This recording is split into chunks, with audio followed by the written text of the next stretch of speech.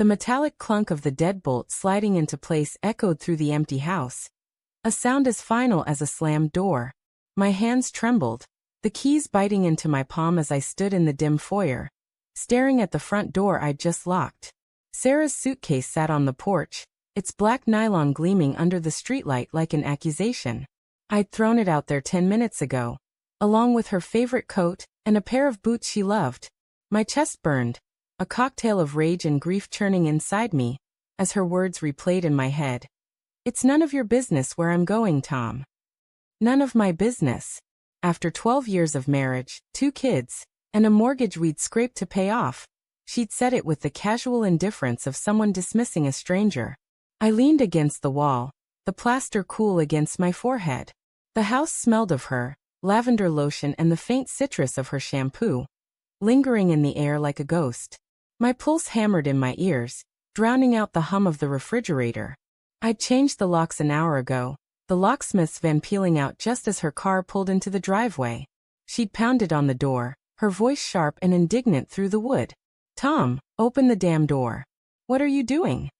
I hadn't answered. I couldn't. The weight of what I'd found, what I'd known but refused to believe, had already cracked something inside me. It started 3 months ago, small things I brushed off. A late-night text she angled away from me, her thumb swiping the screen to black before I could glance over. The way she'd linger in the bathroom, door locked, her voice a muffled hum through the wall. I told myself it was work stress. She was a paralegal, always buried in case files. Long hours were normal. But then came the perfume, a musky scent she'd never worn before, clinging to her blouses in the laundry hamper. I'd hold them to my face, inhaling, trying to convince myself it was nothing. Just a new brand. Just a phase. The kids noticed too. Emma, our 10-year-old, asked why Mommy was always on her phone, her brow furrowing as she clutched her stuffed rabbit. Jake, 6, didn't ask questions, but he'd cling to Sarah's legs when she came home late, his small hands gripping her like she might vanish. I'd rationalized it all, built a flimsy scaffold of excuses. She was tired. She was busy. She was still the woman who'd cried in my arms when we lost our first pregnancy, who'd laughed until she snorted when I proposed on a rainy pier. But doubt is a slow poison, and it was seeping into every corner of my mind. Last week, I broke. She'd left her laptop open on the kitchen table, a rare slip. I wasn't snooping, not at first. I just needed to check the bank account for a bill. But there it was, an email notification flashing on the screen. Miss you already. Same place tomorrow. No name, just an initial. C. My stomach lurched, a cold sweat prickling my skin. I clicked, my hands shaking so badly I could barely move the cursor. The email thread was short but damning. Meeting spots, a cafe downtown, a hotel bar on the edge of the city. Vague promises to talk soon. No explicit confessions, but the intimacy in those words, the casual "we'll figure it out," sliced through me like a blade. I didn't confront her that night. I couldn't. The kids were asleep upstairs, their soft snores filtering through the baby monitor. I sat in the dark, the laptop's glow burning my eyes, replaying every moment of our life together. Had I missed something? Was I too absorbed in my construction job? Too tired to notice her drifting? I thought of her smile, the way it used to light up when I walked through the door. When had it stopped? When had I become invisible? The next morning, I played it cool, my voice steady as I poured her coffee. Big day today? I asked, watching her face. She didn't flinch, just nodded, her eyes on her phone. Just work, she said, her tone flat.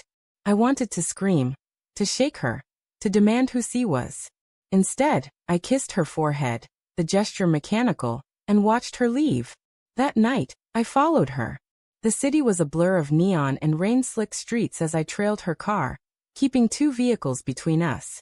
My knuckles whitened on the steering wheel, my heart thudding so loud I thought it might burst.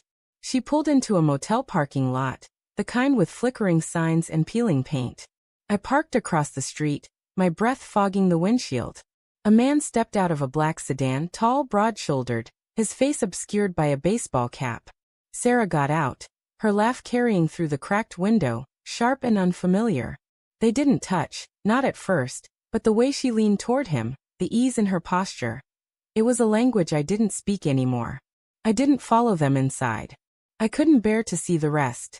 I drove home, the road blurring through tears I hadn't realized I was shedding.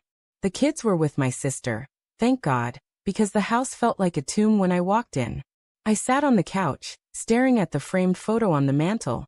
Us at the beach, Emma on my shoulders, Jake in Sarah's arms, all of us laughing. I wanted to smash it. I wanted to burn the house down.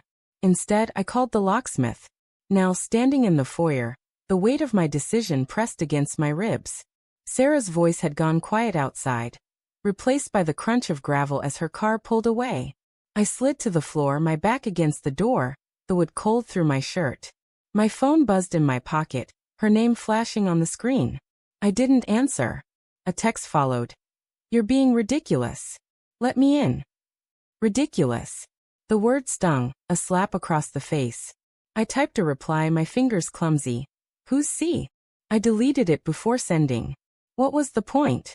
I already knew. The next morning, the house was too quiet. Emma and Jake were back, their small voices filling the space with questions I couldn't answer. Where's Mommy? Emma asked, her eyes wide and searching. I mumbled something about a work trip, hating the lie as it left my lips. Jake just stared at his cereal, pushing it around with his spoon. I wanted to protect them, to shield them from the truth. But how do you explain betrayal to a child? How do you tell them their world is cracking? Sarah showed up that afternoon, her face pale, her eyes red-rimmed. I let her in, not because I wanted to, but because the kids were watching. We stood in the kitchen, the air thick with unspoken words. You changed the locks, she said, her voice low, almost a whisper. You threw my stuff out. You said it was none of my business. I shot back, my voice sharper than I intended. So I made it none of yours. Her lips parted, but no words came. For the first time, I saw something flicker in her eyes, guilt, maybe, or fear. She started, then stopped, her hands twisting together.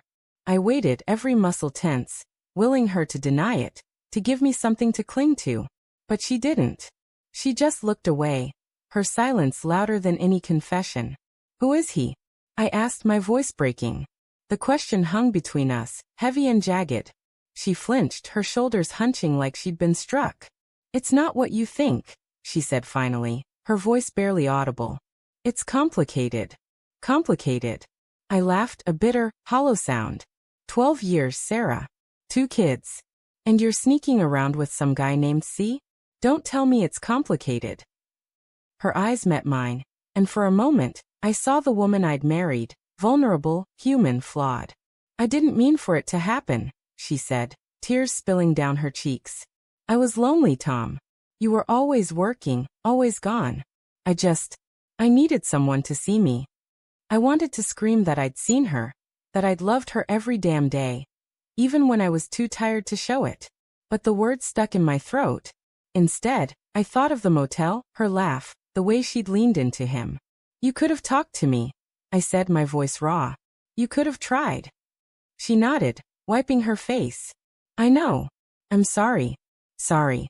The word was a pebble in an ocean, too small to matter. I wanted to hate her, to cast her as the villain, but all I felt was grief. For her, for us, for the life we'd built. I thought of the kids upstairs, oblivious to the fracture splitting their world. I thought of the suitcase on the porch, the locks I'd changed. Had I gone too far? Was I the one breaking us now? Stay for the kids, I said, the words tasting like ash. But not for me. Not anymore. She nodded, her face crumpling, and in that moment I saw it, the truth she hadn't spoken. C wasn't just a fling.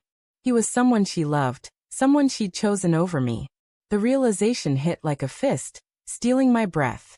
I turned away, unable to look at her, and walked to the window. Her car was still in the driveway, the suitcase gone. Outside, the world moved on, cars passing, leaves skittering across the lawn. But inside, everything was still, a frozen moment before the collapse. I didn't know what came next. Forgiveness? Divorce? A lifetime of pretending for the kids? All I knew was the weight of her betrayal, heavy as the deadbolt I'd slid into place. And as I stood there, staring into the dusk, I heard her footsteps behind me, soft and hesitant, a sound that promised nothing but more pain.